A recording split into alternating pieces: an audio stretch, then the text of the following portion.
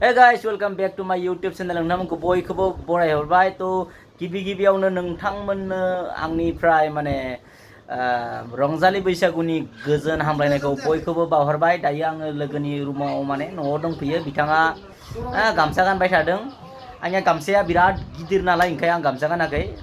ओमफ्राय एसे फिसा थानायबा गानसिगौमोन आरो ओमफ्राय गानला आरोना तो मैया जाबाय मा होनोमोन मोसौ बिहु होनना बुङोमोन नङा होमबा हारसाफोरा मोसौ बिहु गुरु बिहु होननानै आरो दिनै बुंदों मानु बिहु माने मानसिफोरनि बिहु आरो तो दायो जोङो मन्दिरसिम थांगोन माने मन्दिराव आंबो गामसा गानसैलै माने एसे बोरैबा नुगौ नङा होमबा बैसागु बोथोर नालाय गामसा गाननांगौ गावनि हारिमुनि जि माने गाननाय जोमनाय बेखौ गाननांगौ नङा होमबा ओंखायनो गानना लानोसै आंबो नङाबा सोरबा सोरबि बिराद माबा बुंसिगोन आंखौ।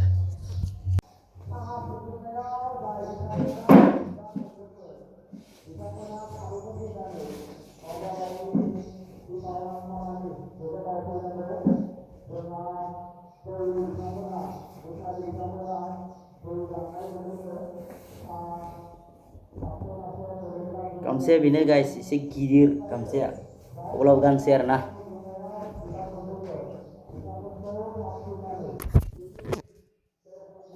तो फाइनली गाइस जाबाय आंनिया गामसा गाननाया तो डाइरेक्ट नोंथांमोनखौ लोगो मोनसै मन्दिराव। तो जोङो दायो नै रावना होबाय गाइस मन्दिरसिम थांनो थाखाय खाथिबाबो माने जोङो मा होनगोन बेखौ माने गारि लानो थांगोन आरोना खाथिबाबो।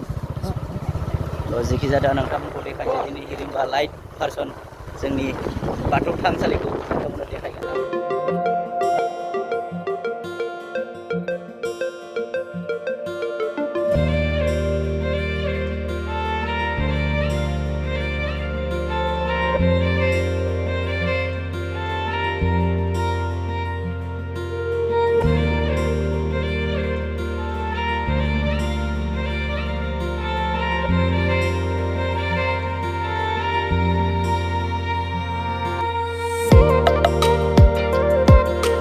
फाइनली गाइस जों नै सफैबाय मन्दिराव सफैबाय जोङो जाथाबिर होसिगोन माने दसे उनाव जाथाबिर होनाय जासिगोन नै लाहार फाहार जागासिनो दङ। ओमफ्राय नैया गाबोननि थाखाय हारिमु बिलिफां आयदायाव दिनै माने मोसानाय होरि जागोन गथ'फोरनि थाखाय तो गाइसमोन दिनैनि भिडिअखौ बेखिनियावनो फोजोबनाय जाबाय मानोना बिराद गोलाव जाबाथाय नायनो बायो बयबो माने बर जायो नालाय ओंखायनो आङो बेखिनियावनो दोननाय जाबाय आरोना। गोदान मोनसे भिडिअ नोंथांमोनखौ लोगो मोनगोन।